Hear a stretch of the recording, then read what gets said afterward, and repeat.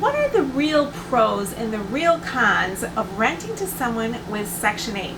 I have been doing this since 2008, so I have been able to develop my opinion over many experiences, and I am ready to share those with you. So let's get started.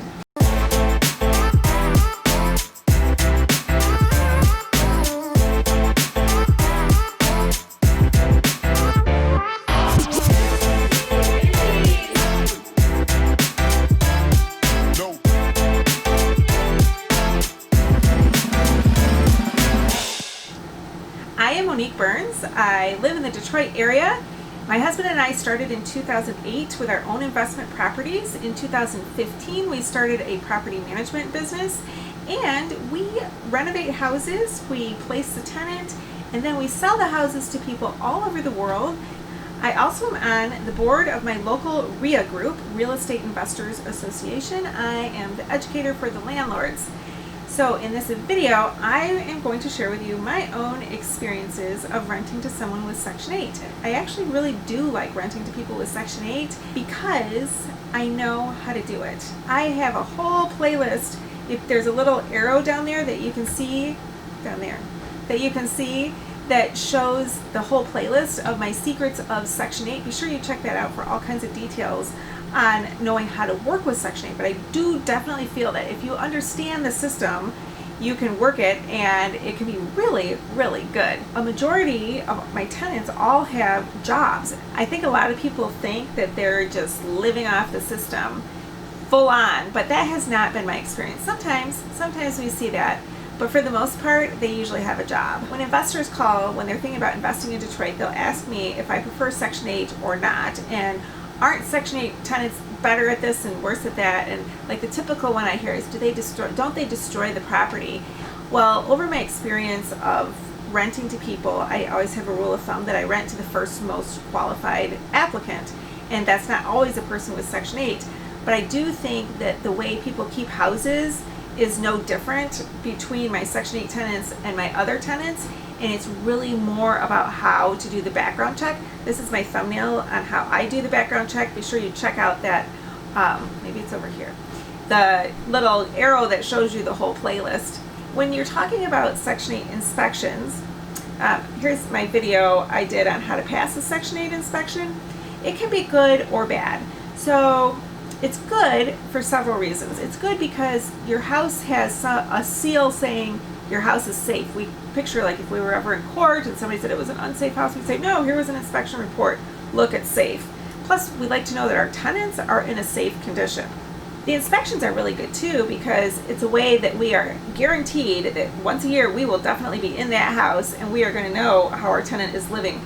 Oftentimes during that inspection time period where we're getting the house ready or making the repairs that they requested, we are also sending out lease violations. Like we found out that they have a dog that's not under our insurance. The vicious breed types we don't allow. And so that's often when we get the lease violations going and get the dogs out, and so that's a good thing. Now there are cons to these inspections. Once in a while you get a rogue inspector. There was one PHA, Public Housing Authority here in the Detroit area, that we decided we're not taking any more of their tenants because they have the worst inspector, and every tenant that would call and I'd say, oh, which PHA are you with? Because I do have this phone screen process. Look for this thumbnail in my playlist. And if they would say that one, I'd be like, yeah, sorry, can't work with that inspector. He's really ridiculous and we're used to passing inspections. And every time the tenants would say, yeah, you're not the first one that said that. And, you know, in that kind of case, I should have done what I talk about in this video, which is how to handle a bad inspector. It happens where you get bad inspectors. We typically try to just do whatever they say and not fight with them. The inspections can be bad if you are a slumlord. If you are a slumlord, you're going to go around saying, oh, it's terrible, those inspections, they're so unfair. But that, I'm sorry to tell you, you're a slumlord. They're just safety things. Sometimes the inspectors, they'll get a little cosmetic, but for the most part, they just call out safety items. And then it can be really bad if you can't pass the inspections, where there's one inspection and you didn't pass it. Usually the first one you don't pass anyway. We kind of let them go out and tell us what they want us to fix so that we're not in there doing a whole bunch of things and then they find some other thing. You don't pass the first one, then you have the second one to get it all right. But if you don't pass the second one, they do what's called abatement. And that means that you no longer get any of your rent. The landlord doesn't get the rent money. The tenant still owes her portion, but the tenants will fight with you and say, why do I have to owe my portion if they're not paying theirs and it's an unsafe place? And I can just see it in front of a judge. You know, a judge would be like, yeah, why did she? That can be really bad when that happens, because, and I have noticed that it takes Section 8 a really long time to schedule a third inspection, and you pretty much have to beg for that third inspection to have them come out and see that you actually did fix it. And that costs people money because that's a lot of missed rent. And there's really no excuse for not passing that second inspection.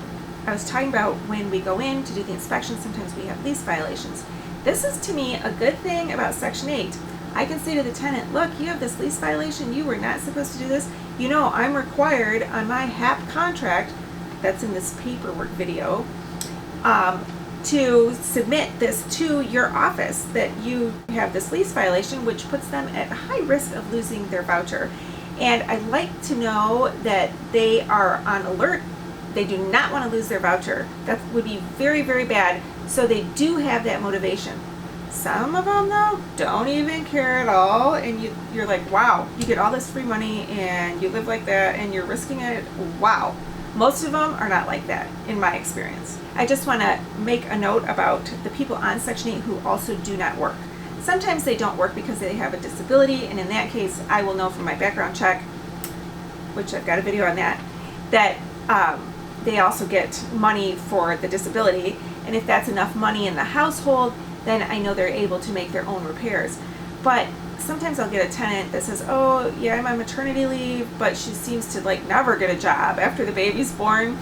And those are the ones that really struggle to cut the grass and remove the snow and just do basic upkeep of a house. The ones that have disability, it's really nice because then Section 8 pays all the rent. I do think that people on Section 8 tend to stay longer in your properties. And the reason is, it's been deemed that they really can't afford to pay 100% of the rent. Section 8 says they can only pay up to 30% of the rent. Look at my video on how to get a Section 8 voucher. It kind of goes into that. It's very expensive to move, so they don't really want to move. I have a much larger pool of applicants this way. So when I put in my ad, I have a video on how to advertise to target people that have Section 8. When I put in my ad that my house is Section 8 okay and that we pass inspections, I get way more people applying. And that means way more people from whom to choose, which means I am getting by far the most qualified person out there at the time. And plus, our houses are just a lot nicer than anybody else's in Detroit. Just my opinion. Maybe I'm a little prejudiced toward our own houses, but that's what the tenants are telling us when they come to it. So I really do get the greatest pool of people from whom to choose. So here's a big con. There is a lot of downtime between qualifying somebody for the house and actually getting your first rent check. So first of all, they qualify for the house, and then I have to submit all this paperwork into Section 8. They take a few weeks on it, and they say, okay, the inspector is coming out on this day to inspect the house, and then that's a week later. So there it goes, let's see, now we're up to 4 weeks, let's say. So the inspector comes out. You don't usually pass the first, well, sometimes you pass the first time, sometimes you don't. So say add another week for the next inspection. Now we're up to 5 weeks. Okay, now the tenant needs to move in. Hopefully she can move in right then and there because that's the official day that they will start paying. So the tenant's moved in, but it can take 1 to 2, sometimes even 3 months for the people at Section 8 to do their paperwork. And that really stinks because that's how long it takes before it hits your bank account. But the good thing is we do get paid from that day that the tenant moved in. So that first check is a really nice one, and then once that's in, it's like boom, every month. It's really good. I think that the very best part of having a Section 8 tenant is that reliable money in my bank account every month. And I do like making a difference in people's lives. So those are my pros and cons. From my years of experience doing this, I would love to hear if you have other pros and cons. I'd love it if you subscribe. That way you get a notification each time one of my Secrets of Section 8 videos is published, or my other videos which are about investing in Detroit and my different house tours. I'd love it if you subscribe and give me a thumbs up. And you should check out my whole playlist here and about investing in Detroit here. and subscribe here. And here is my latest upload. Thanks for watching.